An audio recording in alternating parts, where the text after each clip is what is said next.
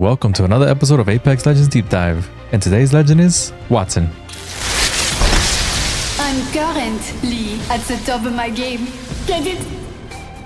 On today's episode, we will be looking at all the perks and details for Wattson and how to use them while in a match and how each one can benefit you as well. Before we begin, I would just like to say if you're here watching this video, I really appreciate you stopping by and taking the time in your day to check it out. If you would like, hit that subscribe button to keep up to date with all my content and leave a like on the video if you're enjoying this series of Apex Legends Deep Dive. Enjoy.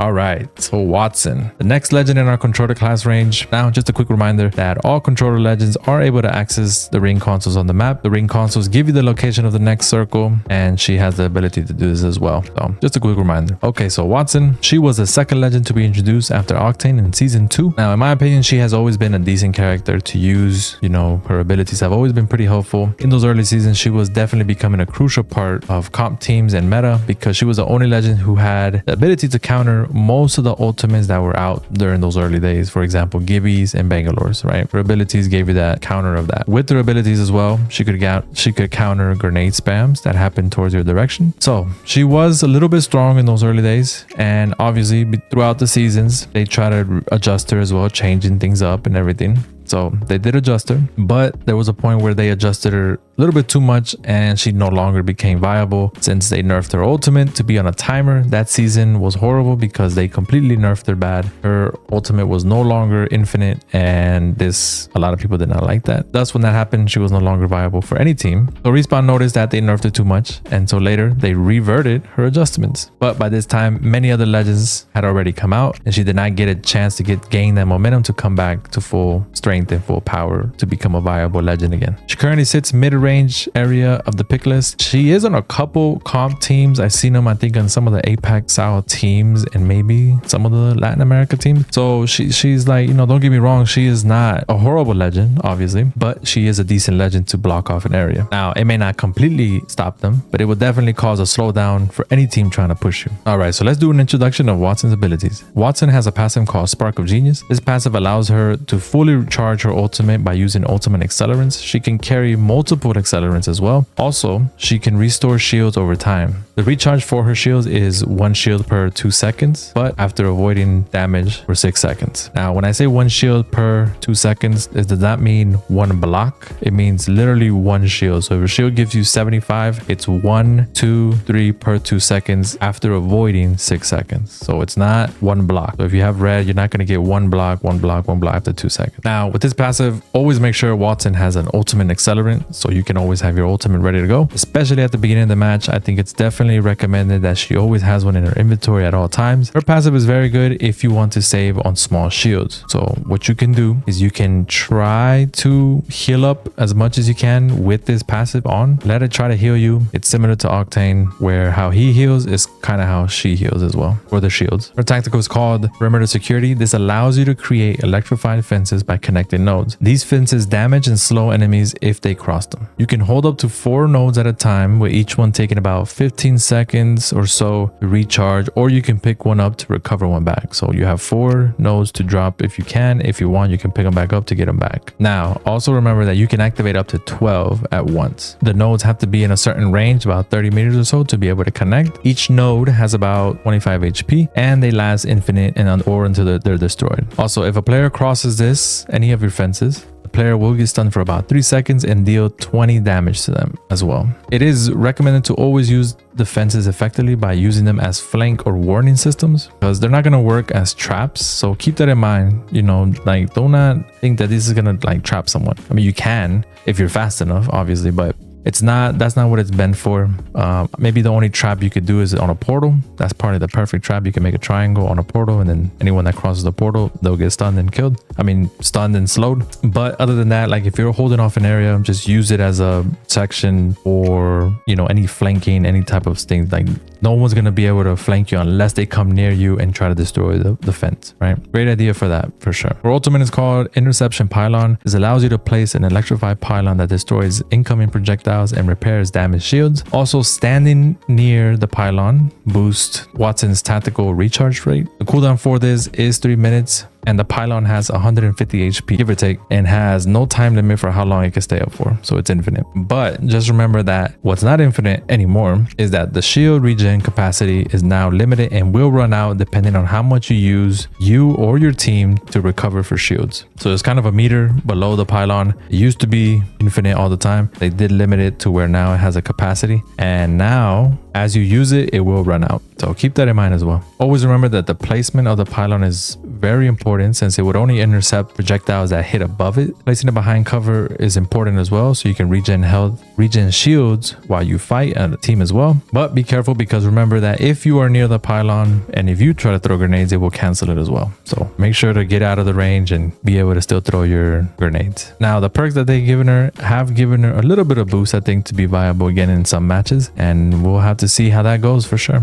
Let's take a look at level 2 upgrades for Wattson. Option 1, fresh start. Allies are revived with 50 HP. Perk allows you to revive your teammates with 50 HP once they are revived. Now, I was surprised to see this on Wattson. In my opinion, I would see this on a support character only. This is the same option that Gibby has on his perk system. So this basically gives you a gold knockdown shield for Wattson, which I think is great for any team, honestly. So this means she can technically play a support and a controller role if you go with this perk active, of course. It will depend on you to revive the teammate each time though, if you can. So this means that your Wattson will be key of staying alive, because it'll be very important to ensure that she revives teammates, or if when possible, of course. I'm not saying you have to use this and you'll have to revive, but it's just ideal to take advantage of the perk, right? Now, I can see this being used if you and your teammate are in a location holding and someone goes down. Wattson can revive someone behind cover and give you a chance, a teammate, to survive a push and recover up for heals, right? Great addition, I think, for Wattson, in my opinion. You just have to make sure that you use it at the right time. Option 2, falling stars. Pylon interception spawn arc stars at his base. This perk allows your ultimate pylon to spawn arc stars as it intercepts projectiles. I think this perk is pretty good to use because the pylon will basically replace all incoming projectiles with arc stars for you and your teammates. It will spawn up to 5 arc stars for each projectile that the pylon intercepts. While it may not sound game changing, it is helpful for those situations where you're looking for throwables in a match, I think, in my opinion. I have been in those situations where I wish I had throwables and I can't find none to save my life. I have been looking in all boxes, look around, they're all gone. And I think, you know, especially with a lot of action happening in late game, especially in late game, when a lot of ultimates or grenades are getting spammed, everything, I think you're guaranteed to get, you know, at least all 5 of them. So I think for sure that it'll be great for late game. You could definitely go with this. Let's look at level 3 upgrades for Wattson. Option 1, power pylon, double ultimate HP and shield regen capacity. This perk allows your pylon to get double HP and double shield regen. So currently the HP for the pylon is at 150 HP. This perk would increase it to 300 instead. As for the shield regen capacity, it will boost it enough to where if you keep using it, you can use it for a little bit longer, and for you and your teammates. So you will have ability to use it a little bit longer and recover more shields as you stay in the pylon. I think this perk is great for any Wattson team, as it will give you confidence that your pylon will now take longer to get destroyed, and you have a little bit more of shield capacity to recover shields if needed. Great addition for any Wattson team to have, I think. Option 2, split circuit. Place 2 pylons but half the shield regen capacity, and use ultimate accelerators twice as fast. This perk allows you to set up 2 pylons at the same time, but the shield regen capacity is cut in half. You will only get a certain amount of shield per pylon, and it's gonna run out pretty quick. Now, I may have to test this in the range real good, but I could see this being good to cover large open areas. You can kind of expand your area coverage a little bit more with 2 pylons. The only thing that concerns me is the shield regeneration, right? If you can manage it, I think this would be great. Just remember that once the shield regen finishes, then, you know, obviously it will just protect you from all the projectiles that get thrown at you, right? So I think if you can handle that, then this might be a go-to perk for sure. All right, so for my final verdict for Wattson and choosing the 2 best perks to play with her in match, I would say honestly it is situational with her. All her perks are useful for her in my opinion, but I think ultimately I would go with falling stars and power pylon. Now the reason I'm saying saying falling stars is because I wouldn't want to personally tie Wattson to always revive and make sure that your teammate is being revived with the HP. Is it a good backup? Yes. Like I would if you already have, you know, a pretty decent team, and you know, obviously you don't have to tie someone to res, but it is ideal just to take advantage of the perk. Because other than that, you're wasting the perk, I think, in my opinion. But I believe that having throwables each time on the pylon intercepts could be very helpful for the team. You can get up to 5 arc stars. I think that's great, especially again, like I mentioned, if you have your pylon in game, you will get arc stars at all times. You know, it just takes, there's a little small cooldown, but you'll keep getting arc stars as you get them. I think the max is 5. I think in my opinion, that's more helpful for a team to have, again, especially in late game. So, and as for level 3, I believe that this is a little bit situational for level 3.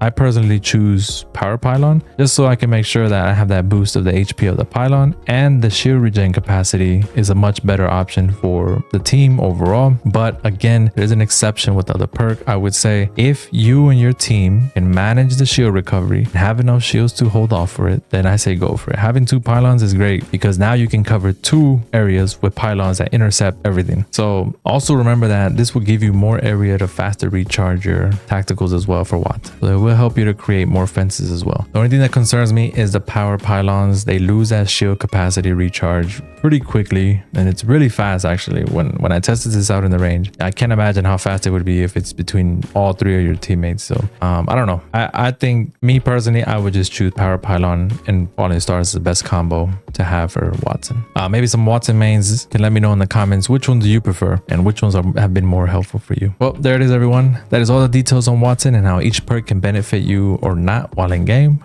I appreciate everyone that stopped by to check out the video. Leave a like on the video if you enjoyed, and don't forget to subscribe to check out all uploads, shorts, and streams. I will continue to the next legend Rampart in the next episode. Enjoy the rest of your day, and remember, never stop gaming. Tomorrow out. Peace.